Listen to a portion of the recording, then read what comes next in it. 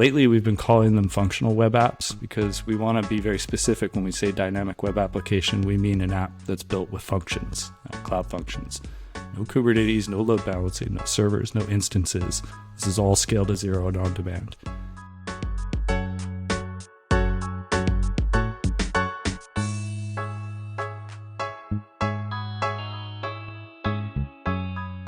Hello, welcome to the DevTools-fm podcast. This is a podcast about developer tools and the people who make them. I'm Andrew, and this is my co-host, Justin. Hey, everyone. Our guest today is Brian LeRoux, co-founder and CTO at Begin. You can find that at begin.com. He's also the creator of Architect, which you can find at arc.codes, and which is an infrastructure as code framework for building serverless apps on AWS. Brian, it's a pleasure to have you on. I'm really glad you could join us. Would you like to take a minute to tell our audience a little bit more about yourself? And then maybe after that, kind of talk about how you got into building tools? Yeah, totally. Thanks for having me. I'm stoked to be here. I've been following along for a little while now. I've seen you guys rising up in the Twitters, and I'm stoked to be here. What to say? So I self-identify as a web developer.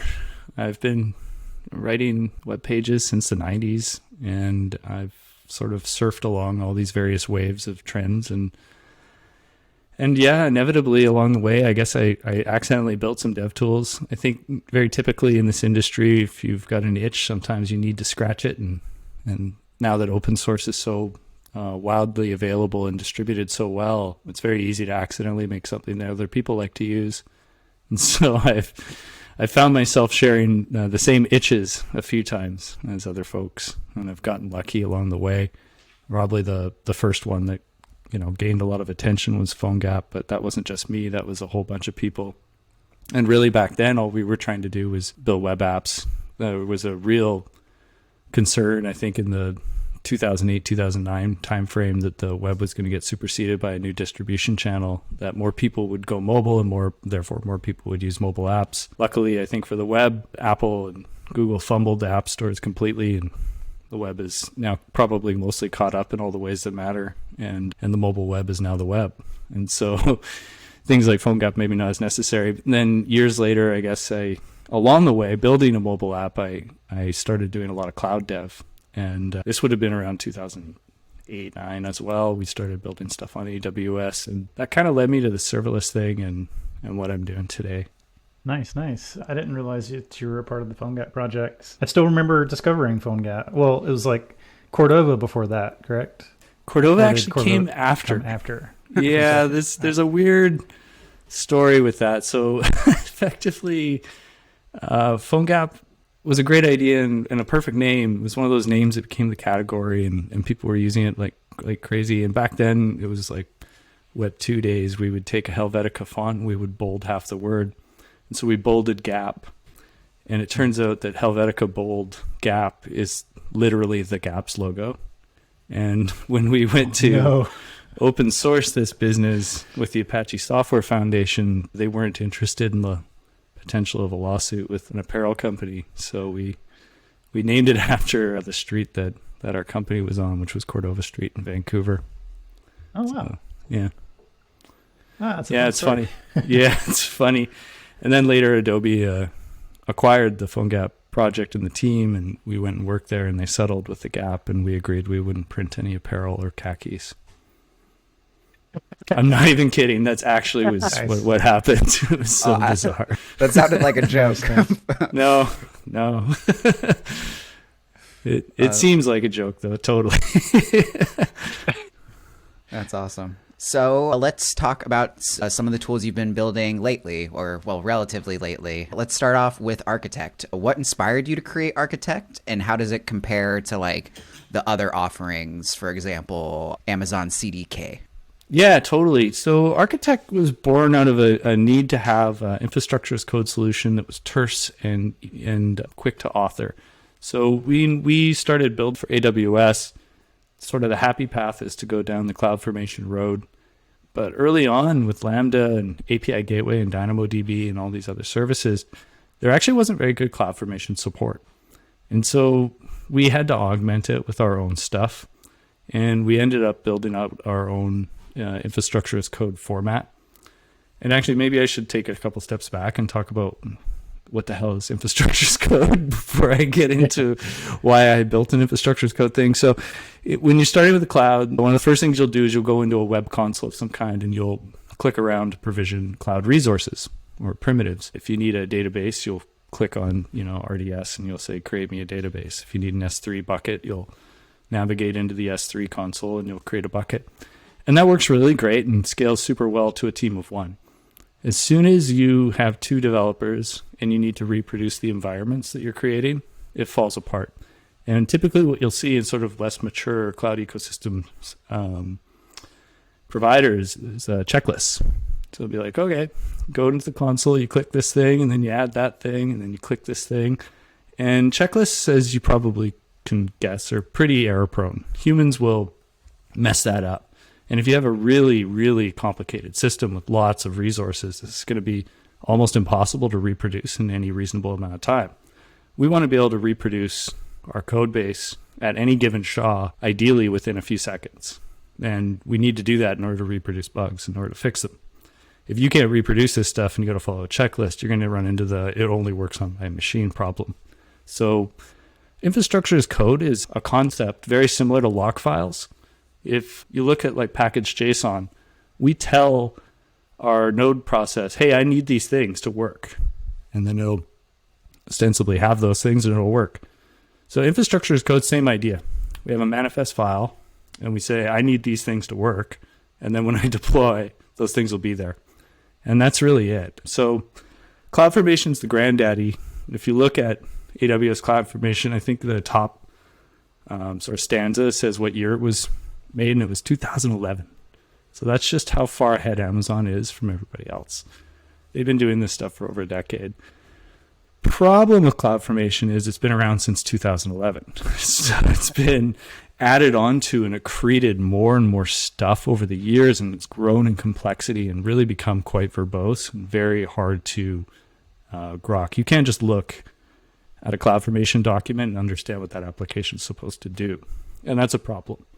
So we created Architect so that we could have a high-level format for defining cloud resources that would reproduce identically every time by compiling down to CloudFormation.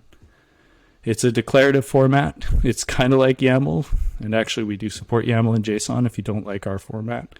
And yeah, it's great. So, if you need a database table, you can just say, give me a table and name it this thing. If you need a route, you define that route, and it will point it to the right Lambda function for you and wire it up to API gateway and set up all the parameters for you and all the IAM role and all that good stuff. And so, yeah, Architect's really a high-level format for generating deterministic cloud resources, but it's also a local development environment. So over the years, one of the things we learned about Amazon was that it's quite stable. This is actually sort of unique among cloud providers. They don't break you.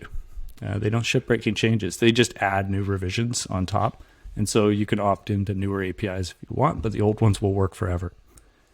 And so because of that stability, we found you can mock it quite safely. And because you can mock it quite safely, it means you can run it locally, which is really nice. So sometimes people say, oh, you can't run the cloud locally. And they're right. There's no way I'm going to get the same throughput on my 3-year-old Mac Air that I would deploy into the cloud, but I don't test availability locally. I test whether or not my route loaded, my validations worked, or if my payloads were correct. And so for that type of purpose, for your quick smoke tests, it's very, very nice. And so we've been working on this now since 2017.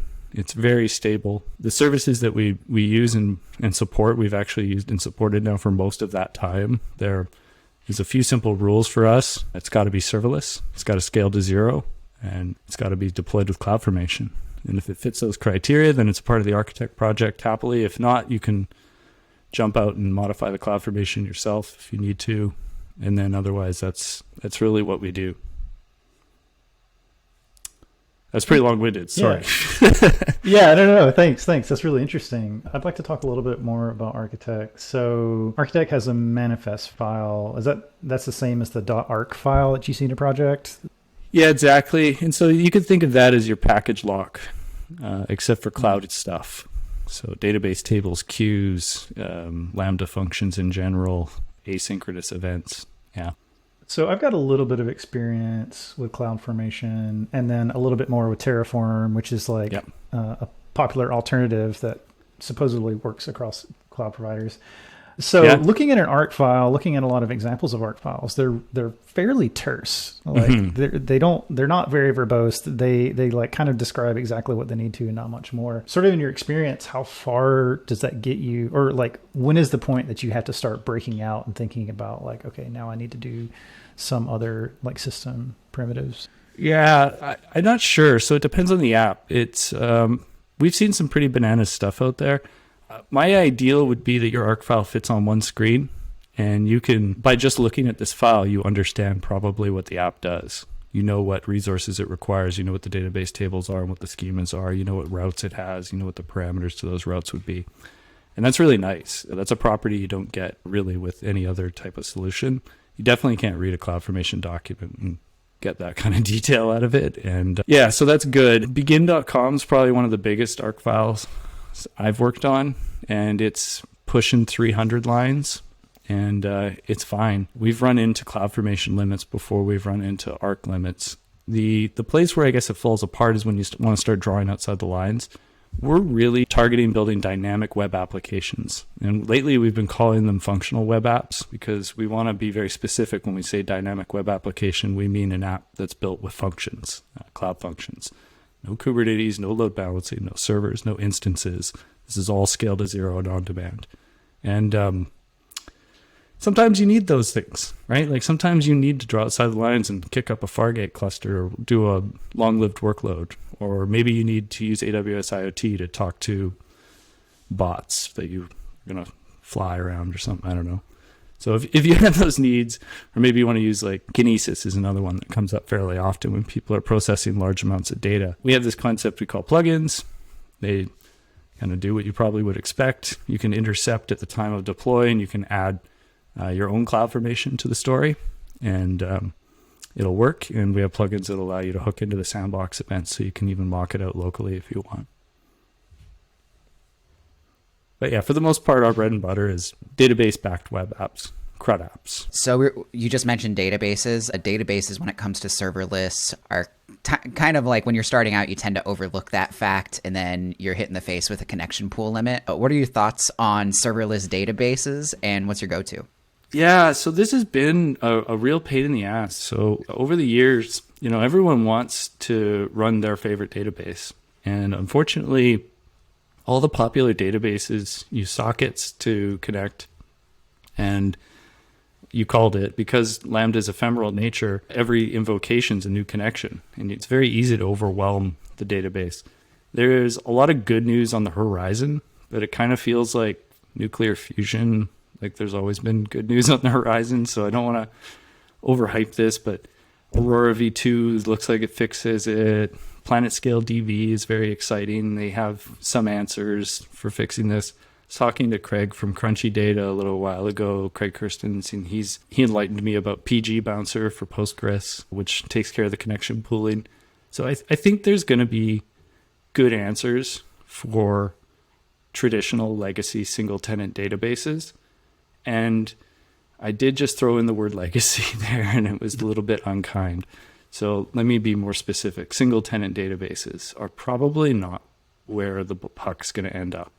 And by single tenant, I mean it only runs on one instance or server. The future is most likely serverless, and it means that we're going to scale, dynamically to meet load and capacity. We're only going to pay for what we use. We're going to be able to meet any kind of availability guarantee no matter where we are in the world. And there's really only a couple options there right now. It's DynamoDB is the main one. That's my go-to. It has been for a lot of years. Folks complain about DynamoDB because it's not familiar. It looks different, and they're right. There's trade-offs, and familiarity is going to be one of them. But Dynamo is designed for this use case of speed and availability, and it doesn't have any of the issues that you see with other databases. So for me as a developer, I'm just trying to get home at 5, right? Like I don't want to work on the weekend. I don't want to get paged because a shard went down or something. I just want to get my job done and know it's going to continue to work when I'm not there. And that's what a managed service gets me. Maybe I'm maybe I'm being lazy, but guilty as charged. I'm lazy. So, once you learn Dynamo and understand the access patterns and how it works, just like every other database, it's very approachable and easy. And better, it's SLA with Amazon is guarantees single digit millisecond latency, no matter how many rows you have. And that's fucking magic. We've never had that before. We've always had really crazy limits and quotas on our databases in the past, and that's gone if you're willing to accept having to learn a new database approach. So Dynamo is good for me, and I think there's going to be better answers for the SQL crowd in the coming year. But at the moment, it is painful, and it's a shame because even if you do get the connection thing fixed, the latency is terrible with these things. The reason they use sockets is because the latency is bad.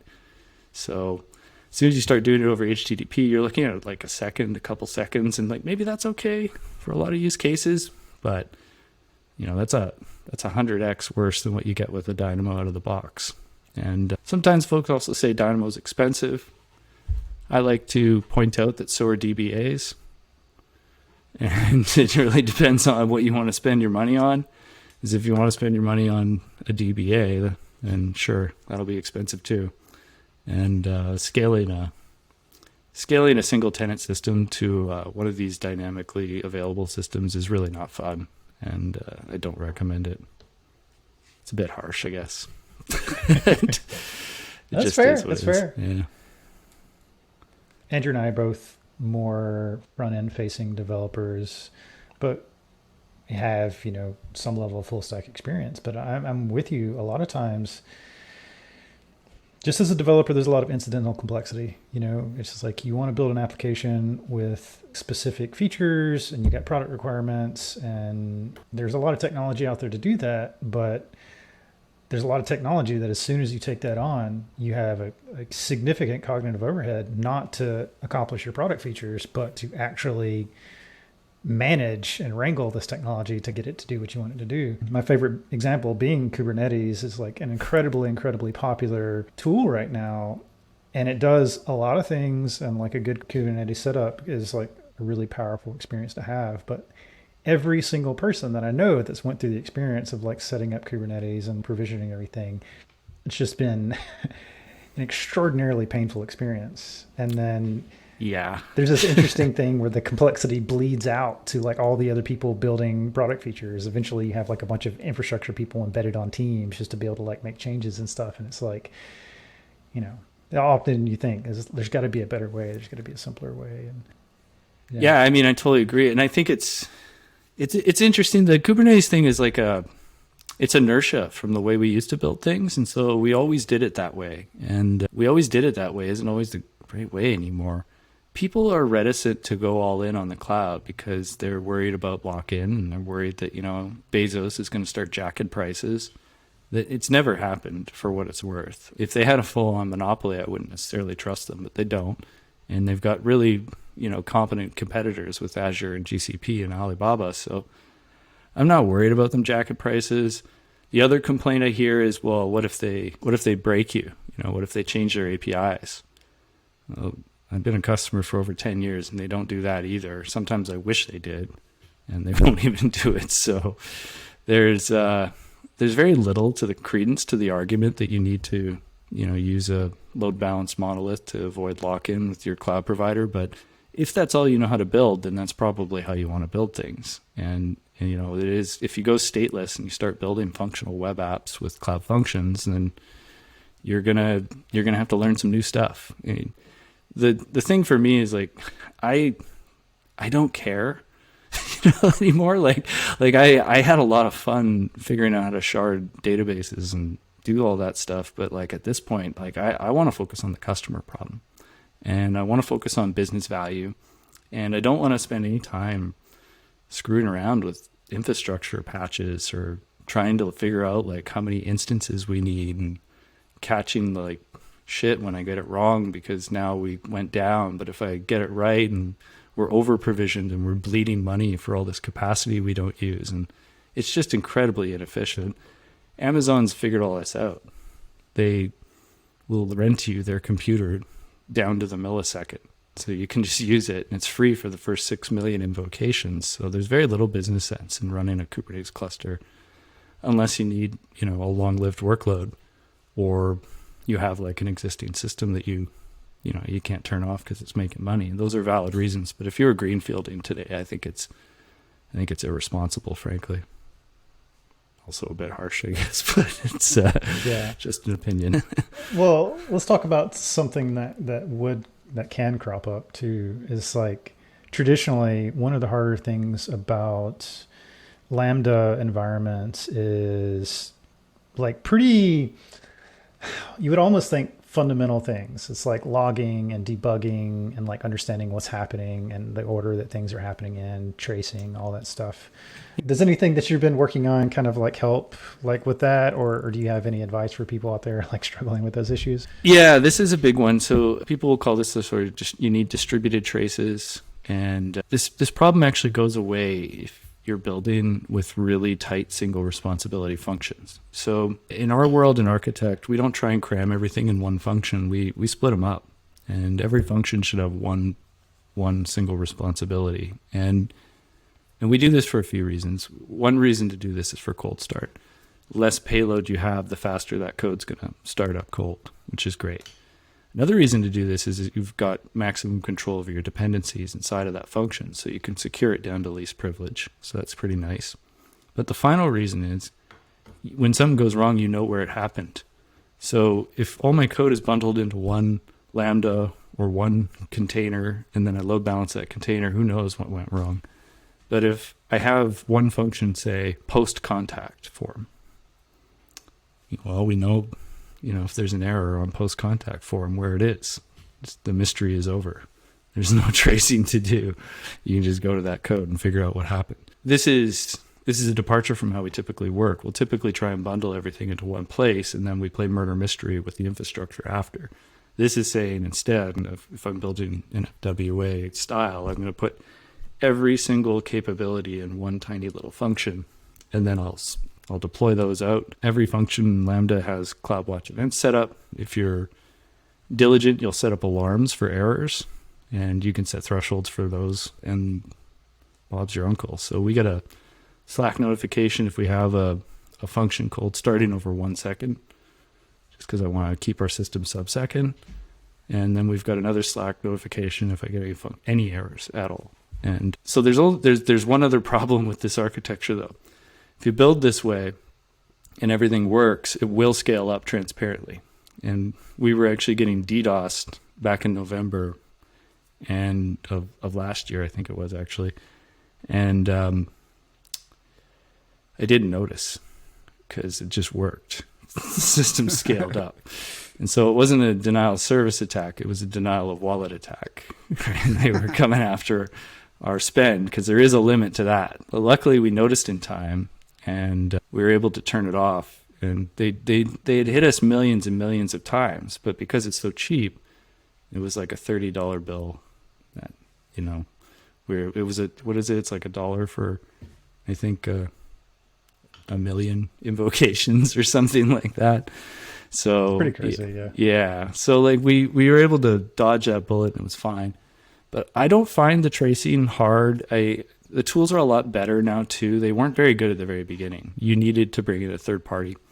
The other aspect to this can be transpiling or source maps can be problematic. They're only really just getting okay now with ES build in particular. But doing this in the past has been pretty uncool.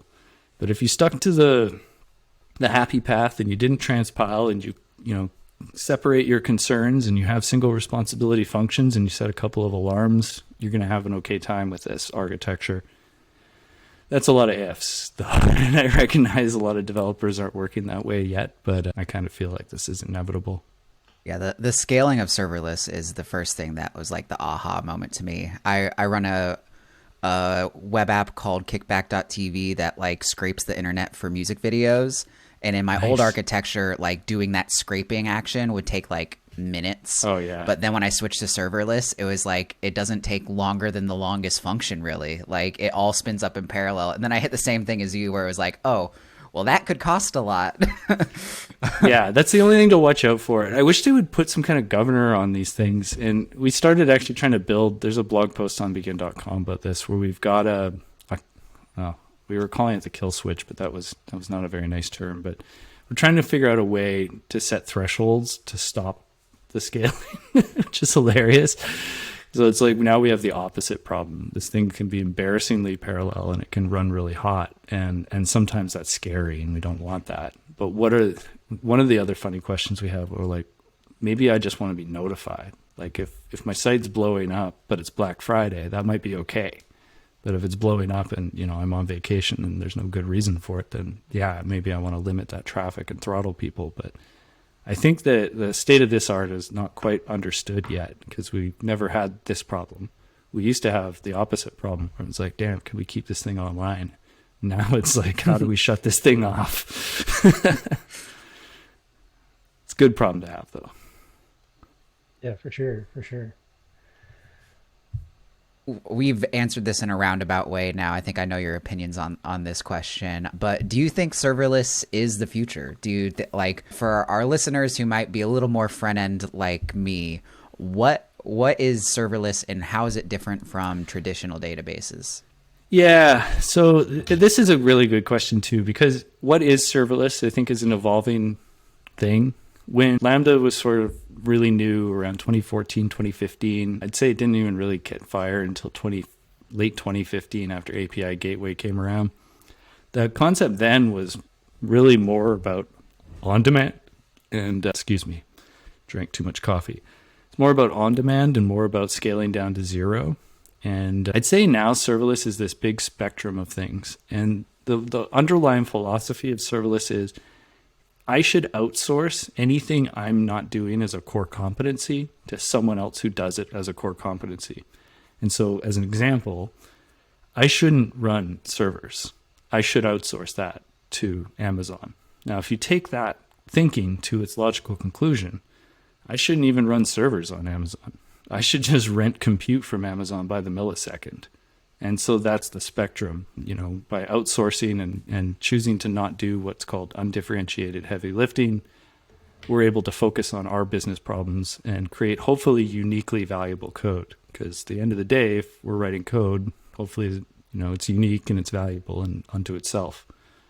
So to me, this is inevitable because this is industrialization. Over time, like all technology is industrialization, but over time, things get smaller, faster, cheaper.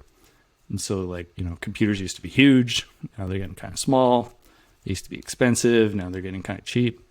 And over time, it just makes sense that we would have big utilities running this for us that we would outsource our stuff to. That said, I kind of feel like the term has also grown too vague.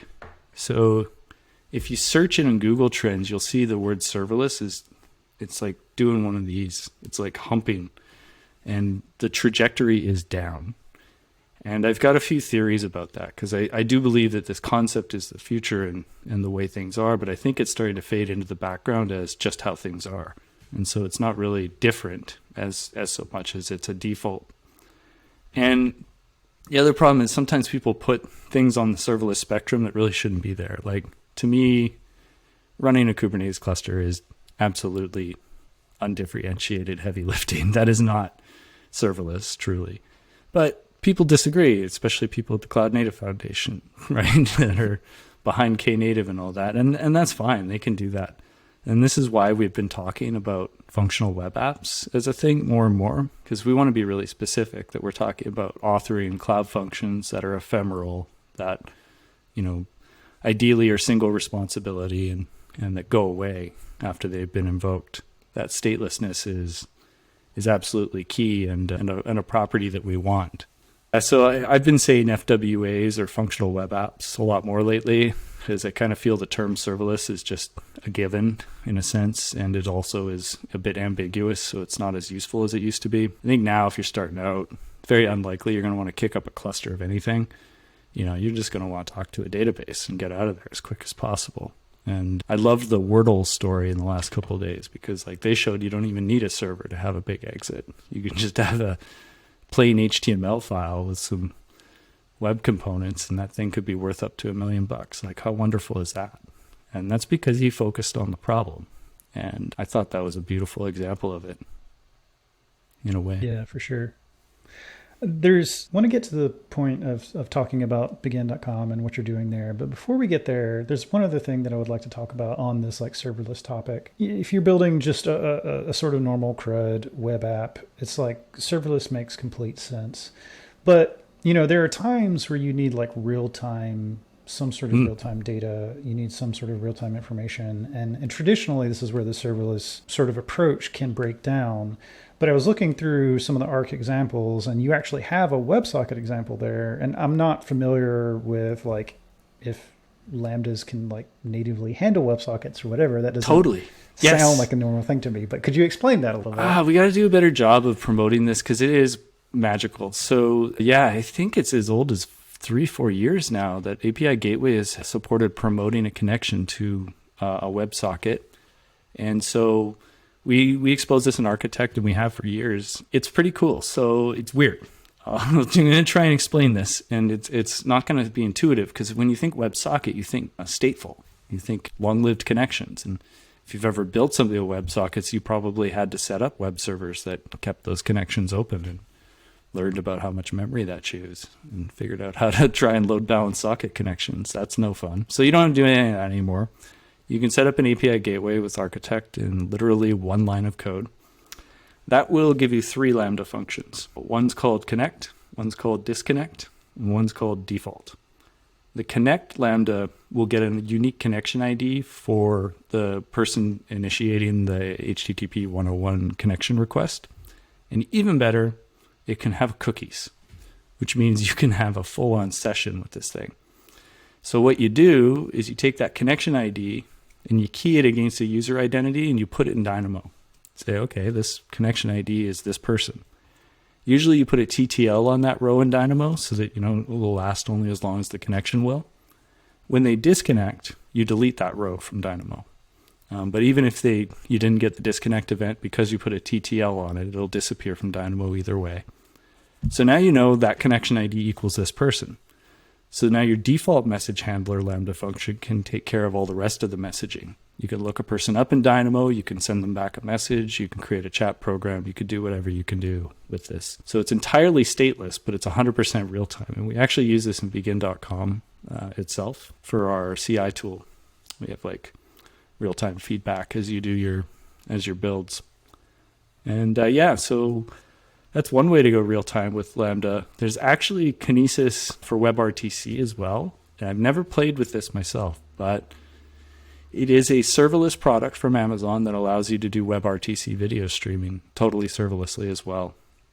And they have crazy limits. Like, look up API Gateway socket limits. I think it's bananas. I think you can have like tens of thousands of connections in the free tier. And 3 Lambda functions to implement sockets. No servers involved. That's pretty magical. I didn't really realize that worked. So I'm assuming that the connection is stateful to the API gateway. That's like actually holding up in the connection. And as like events come through, then it's like just invoking the Lambda as necessary. Yeah, they take care of all the buffering and control for you. You just have to deal with like it's wild. And it's surprisingly performant. And as soon as we saw that the cookies were passing through, it was like we were cheering. We're all like, this means that you can build like pretty much anything that you could think of that's real time with a Lambda function. We should do a better job of promoting that capability. I think those patterns are still very nascent, and not a lot of other providers have. Actually, I don't think any other providers have this capability. Yeah, that's pretty awesome. So with that, maybe we can talk about your work at begin.com. Do you want to kind of explain what you're doing there and how it might differ from sort of existing offers? Yeah. So Begin kind of came about as a bit of a knee jerk to the stuff that we were doing with AWS. We realized that there's just a ton of common things that you need to set up when you're setting up your Amazon. And we wanted to just hit the fast forward button on all that stuff and give you one interface where you could be 2 clicks and deployed, and not have to deal with all the nightmares of provisioning, not have to give them your credit card, not have to worry about your account getting blown out just to try the thing. And we've really evolved it quite a bit over the last couple of years since we launched it. Our thinking is growing more and more along the lines of like, what is the best place to build a functional web app, and what would that look like?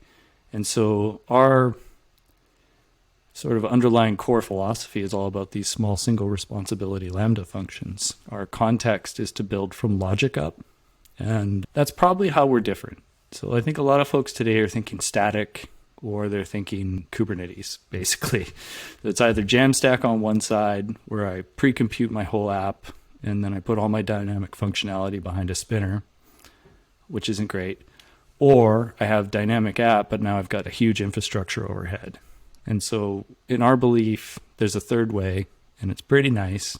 And that's just to focus on building small, independent, single responsibility functions that talk to a database and get deployed with infrastructure as code.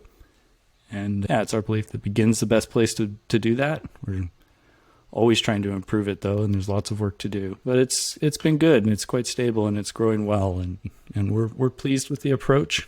If I'm being blunt with myself, I'd say I kind of am surprised more people don't build this way yet. There's no need, like the static thing has always made sense to me and is really great for that use case, but it's not really great for the dynamic web app use case. As soon as you start talking to databases, this really doesn't have a great outcome, and for the end user experience, it's quite janky, and it's not really webby at that point. So for me, I just want to, write HTML and send that to the browser, and maybe progressively enhance it with just a little bit of JavaScript. And I don't want to run a web server to do it. I still want those guarantees that I get with deploying static. And so many ways, I think infrastructure as code is the best of both worlds. You get that static deployment experience where you have this sort of deterministic artifact, but the underlying primitive is actually dynamic and fast. You can put a Lambda function behind a CDN just the same as a static file, and it'll work great. So there's no reason to not have that. And back when computers were slower, I understand, but nowadays we don't really have that problem. So how does Begin compare with something like Vercel? Maybe another alternative sort of functional platform that's like sort of aiming to hit this like easier than AWS niche. Yeah, I think they're approaching the problem similarly for sure. I haven't gone super deep on their platform. I'm sort of in my AWS bubble, and I'm happy with it. And so we're Begin customers, so that's probably another way that we're different. Your workload is portable to your Amazon account with us. So we don't try and own your code or lock you into our platform. We've ceded control to Amazon already. We're assuming that you have too. And in a lot of cases, I think a lot of businesses are already on Amazon, so they want something like a Begin, but they still need to talk to their own cloud resources that they've already got deployed. So that's probably the biggest ways that we're different. We're not focused on trying to hide a lot of this stuff with our own abstractions. We're really trying to remain as close to the metal as we can with this functional web app paradigm. I'd say the primary difference between us and Vercel is that we are dynamic focused and they're more static focused. And I think that both approaches are fine. If you're building a doc site that doesn't change, like put that shit in S3, that's great. If you're building something that talks to a database, I think we're a very compelling option. Right. And I guess I'm assuming that given that you're explicitly running on AWS and even in your marketing materials, you talk about like it being, specifically for AWS, that you are explicitly exposing like platform primitives, like, things that Lambda would expose directly instead of trying to hide those in like some generic platform. Yeah, exactly. And I just think that those abstractions would leak anyways. There is a hope in the future that someday we could look at this and make these workloads portable, but I don't think the other clouds have caught up yet. There's really no infrastructure as code answer that's as comprehensive right now on other platforms. There's a lot of click ops going on in the console, which to me is not the future. As for on-demand functions, really Cloudflare is kind of like the only other one that's got Steam, and their thing is like their own JavaScript runtime. It's not POSIX, so it's pretty limited. And as weird as it is to say, I think this is very early. Like the industry is still quite nascent. Normally, see a lot of established approaches and the players would be somewhat indiscernible from each other. But the deltas between, even just AWS and Azure are huge right now. So we're very happy with Amazon. I'm absolutely interested in what a multi-cloud thing would look like in the future, but we're not trying to do that right now. We're just trying to build, these apps as fast as we can and as reliably as we can. Yeah, I guess the last question there before we move on, I'm assuming that you can directly just access AWS resources. Can you just access S3 or DynamoDB or whatever sort of directly from Begin? Yeah, so you can. You are limited by your arc file. So that manifest file that you create at the very beginning, that arc file, that is your infrastructure as code, will derive what's called an IAM role from that. And so if you declare a database table foo, then that arc file, all the resources in it can access foo, but nobody else can.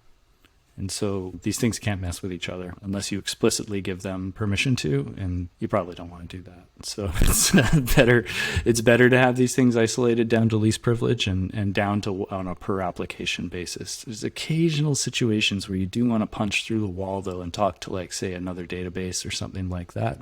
And that's in our paid tier, and that's what we call a plugin or a macro will let you do that. Very rare though. And honestly, if you're talking to one database from two web apps, that's a bad spell. Something's suspicious going on in that situation. You maybe want to reconsider that approach. But we're all devs and we got to go home at 5, so stuff happens. So you mentioned Arc there. Is Arc what powers Begin? Is Begin basically just kind of like a wrapper around Arc with some nice defaults and some hosting? Yeah, 100%. It's a hosted architect thing, and Architect is a way of building functional web apps. It's built with itself and it's deployed by itself. So it's very referential situation, but it's also stable, and some of this code's actually quite old. And like I said, Amazon doesn't change. So we're in a pretty happy place with it. I think begin.com itself is something like 200 resources, which is close to the old maximum that you could have with CloudFormation. I think you can have 1,000 now, but it deploys in 90 seconds, which is, I don't know. I've never had a system that scaled with these properties that deploys that fast. And it can be recreated in that same time. So if I wanted to create a branch and just try something different out, I can spin it up in a different region or something like that just to try it. 90 seconds later, I've got it from any SHA in the history of the repo, which is quite powerful and very useful. Have you ever hit that limit? It sounds like you could feasibly hit that limit of cloud functions. What's the solution there when you do hit the limit? Beg AWS for limit increases. And luckily they do that. So the new limit's 1,000. And I would say that if you've got 1,000 functions in one app, then you should probably break that up. It's time to look at that. It might be too many. I know of people that are right on that cusp though, that do have quite big apps that's just how it grew. And when you think about it, typical Rails app has a lot of functions too. It just doesn't have a lot of separation between them. So this is maybe not so bad, actually. As long as it's all managed as one artifact and deploying deterministically, it doesn't matter that much. But that said, I think it gets pretty hairy after a couple hundred, and you're probably going to want to start looking at separating those concerns. One last thing I want to ask on this topic before we move on, or ask her a few last questions. Can you use TypeScript with either Architect or Begin? Yeah, we do. I'm more of a docstrings kind of guy. I don't want a build step in my way, and I don't want to deal with transpiled code and debugging it. There is nothing worse than error line 1, column 10,000. And we've all seen it and don't want to go back there, especially on a Saturday night. And I think that's the moment when I was like, we will not do this anymore. Now, all that said, a ton of people use Architect with TypeScript. It is officially supported. Version 10 is coming out in the next couple of weeks, and we actually are coming with a plugin that will preset TypeScript with source maps enabled so that you get good debugging out of the box without any changes. And then you can override it with your own TS config. And it's all built on ES Build, and we're actually quite happy with it. it was sort of my last complaint too. Like, I have no excuse now. Before I was like, no, we can't use that. We have to use doc strings because we can't debug this thing. And now we can. So I'm probably going to start losing that argument. It's fine. The other place, so this is with Node, but I'd be remiss not to mention Adeno is another great option for running with Lambda. And that's TypeScript by default. It's been a bit of a bumpy ride with Deno. It's still a little early, like some stuff's changing a little bit, but it's so much fun and it's much nicer than Node. It's got all of the browser affordances that I've kind of wanted in my JavaScript runtime all this time. And I see the future there for sure. Yeah, the code base is a joy too. You ever get a chance to dig into Deno's code base, it's pretty good. And they've got like really good documentation on their actual architecture and the code that they're doing. So if you ever wanted to get involved with the project, it's pretty easy. It's unbelievable to see Rye take a second crack at this, and quite interesting to see like a do-over in the dev tool space. Also interesting to see the inertia of Node, because I think if this had been released, in a different time, Deno or whatever the hell we call it, would be like surging. And it's growing, but it's not growing as fast as I would have expected. And I think that's just due to the inertia of the existing Node project and where things are. And Node's not sleeping at the wheel either, they just added fetch. And ES modules, and they kind of work, sort of, depending on the time of day. Oh, that's cruel. It does work. It's just painful. It's all the package JSON stuff. We're getting there. Yeah. This is a question we ask of a lot of our guests, and I think you in particular will have some opinions about this, but what do you think about the future of web? Where do you think it's going? Like, what do you think is going to happen? Yeah, I'm a web developer, so I'm naively optimistic that it's going to keep going and it's going to keep going well. I'm overjoyed that we have evergreen browsers everywhere now. So this used to be a really, really hard job. Getting stuff to work plausibly across browsers was quite painful. And now it's not bad. We got modules, we got components, we got, service workers, we've got background tasky stuff. So Canvas is nice. Apparently it's good enough to render Google Docs, which blows my mind. Sockets are great. So I'm only optimistic. I think a lot of the stuff that we've been doing in userland for the last decade is about to melt away, and we're going to be focusing more and more on lower level primitives, because why would you use jQuery if you've got query selector all, right? And similarly, why would you use a third-party component model if there's one built in? Why would you use a third-party module system if there's one built in? If you want to build, fast, accessible experiences, you can do that by just sort of sticking to the defaults. I think the craft of sticking to the defaults is completely unexplored. And I think we've sort of lost ourselves in the modern tooling world for the last while, but there's hints on the horizon. You look at Remix and what they're doing by focusing on the lower level primitives. There's a lot of positive movement there to go back to the old form tag. Who knew? There's Astro, which is doing really great work with Fred. I think you have both those on your show already. And yeah, I think they're kind of like pointing the way to what the future is going to look like. And to me, the future is pretty bright. There was a moment when the web was looking like it was going to get superseded. And then, I think there's been a few years of disillusionment around the tooling because it's kind of not super compatible. We have these islands, like there's the Ember Island, there's the React Island, and there's the Angular Island, and nothing can really traverse between these worlds without the most complicated build config you've ever seen. And the beauty and power of the JavaScript runtime is that it's ubiquitous, apparently. And so if, we've got a browser that's relatively the same everywhere, then having these islands shouldn't be necessary anymore, probably will melt away. That's my prediction. I think it's just classic industrialization. Stuff will be subsumed by the platform. And what's interesting then is to ask, well, where do we go next? Like what happens after, what's postmodern JavaScript look like? Or web native JavaScript maybe. And I think that this is where probably the most interesting work is going to happen over the next 10 years. And yeah, again, if I was going to look anywhere to see what's going to be happening, I'd look towards, what Fred's doing and what Michael and Ryan and Kent are doing with Remix. Who knows though, man? Maybe there'll be like some Oculus thing next year and the web will get wiped off and we'll all be walking around in our 3D metaverse selling each other NFTs. Could happen. Highly doubt it. Highly doubt it. You don't want to be in Second Life all the time? I'm waiting for all of the stuff that was like gnarly to happen in the metaverse that happened in Second Life. Like, you don't have to Google too much, but there were a lot of like bad actors in Second Life, and I'm pretty sure similar things are going to happen in the metaverse because the stuff repeats. And yeah, I don't know. Maybe they'll get moderation right, and there won't be giant flying penises this time. I don't know. Yeah. We're talking about. Okay, let's move to tooltips. Yeah, let's move on. So my first tooltip of the week is something I found last night on my GitHub feed. This is from a tool author named Mark Deglish. I think that's how you say his name. He's behind the Braid design system, Vanilla Extract, all these different design system-ese tools.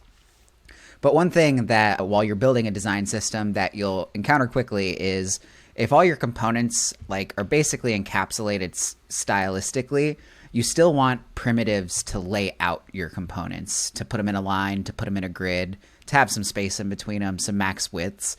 And you can do that writing just CSS. But as I've found, that becomes a lot of work. You got to make a CSS file, you got to define some classes, you got to use the classes. So having layout primitives really helps solve that problem. So this is just vanilla JavaScript library that provides you with a bunch of very low level layout primitives that you could design systems theme if you wanted to, but out of the box, they seem pretty nice. And I'm excited to give them a try because I have display flex align center just throughout my code base, and being able to get rid of some of those and have just straightforward code to read, I would much appreciate. So if you're in need of a layout primitive for React, I would definitely check out LYTS, layout primitives for React. That's the name. I'm not really sure what to call it, but yeah. Lits. Yeah, get lit. It's lit. Nice. So my tool tip for today is, it's actually an article that I found, and it's called The Taste Skill Gap. It's on the Typogram blog. Typogram is an actual company, and they produce typography, if I'm not mistaken. Anyway, this is a really, really excellent article, and it talks about the tension that we all inevitably build between our tastes that we develop over time in consuming things and kind of building up an understanding of what we like versus our skill to actually be able to produce those things. And it's something that I hit a lot, especially with front end engineering, because it's I have a strong design taste, but a very low level design skill. So it's I can see that something sucks, but I can't actually make it better, So anyway, I really enjoyed this article. I highly recommend people check it out. It was pretty good. We'll leave it in the show notes. I experienced that too. Yeah, I'm still there, man. I'm sorry to say. I can tell your design looks like shit, though. That's definitely my skill set. Okay, so my tooltip is very near and dear to my heart. I bought an espresso machine, and I love it. And as a developer, probably my second most important tool after my text editor is my espresso. And I have to say that this thing is amazing. It's super affordable. It pours a shot that's just as good as what you can get from any barista. Just make sure that you've got good beans and a good grinder. And it's really fast. It can pour a shot in under a minute, which is wonderful too. And it's very easy to clean. So yeah, it's been a godsend. I love it. I use this thing every day, and I probably will till it's burned out and they come out with a new one. So I recommend it. Do you make just shots, or do you make lattes or stuff like that, or just basic? I do a mean Americano. I found, so one thing that maybe is not super great about it is it's a little bit of a smaller, the portafilter is smaller than a standard one. And so a double shot is actually more 4 ounces. So I've gotten into making 4-shot espressos lately, 4-shot Americanos, which are like, they pack out serious punch, but they're really good. And it maybe ruined me for normal Americanos because now I'm like into the high test thing. But that, if I had like a minor complaint, that might be it. If I'm making a fancy espresso drink, I maybe want 3 shots, 4 shots instead of just 2. But yeah, it does it all. You can do lattes, you can do mochas. I did a lot of that at the beginning, but now I'm getting coffee nerdy about it, and I'm like tasting the espresso, and I'm trying different grinds, and I'm going deep on it. And I'm absolutely loving it. It's a user-friendly machine. It's not like if you've ever used one of the like hardcore ones where you got to physically pull the shot and everything, this isn't like that. It's quite automated, actually. Yeah, I make my coffee in the least automated way, and I do pour overs. Like I had like before pour overs, I'd drink coffee, but then I got a pour over and I was like, oh my God, this tastes so much better. It takes like 5 minutes, but yeah. I think it's, it's a ritual, right? It's worth it. And I love a good pour over too. I was all about the, like beginning of the pandemic, I was going deep on AeroPressing. I thought you were going to say that. Yeah. Because it was efficient. I could bring it into my office, but it just wasn't quite an espresso. So that's what kind of led me down this path. I think it's hilarious that the guy that made those Frisbees that stay up a long time also made like one of the the top ways to make coffee. It's a genius.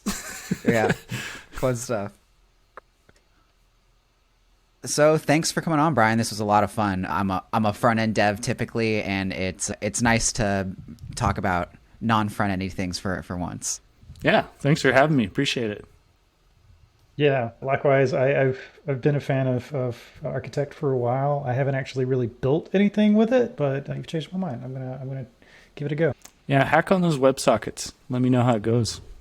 Yeah. I'm incredibly excited about that. I was talking to a friend of mine who's building a word game platform, a la Wordle or things similar, and we were talking about architecture for that. And I don't know, this has sort of inspired me to take a different approach to think about some of these things. So cool, nice, right on. Yeah, if you guys need anything, let me know. I'll be around on the internet always. So. Absolutely. Well, that's it for this week's episode of DevTools FM. Be sure to follow us on YouTube and wherever you consume your podcasts. Thanks for listening.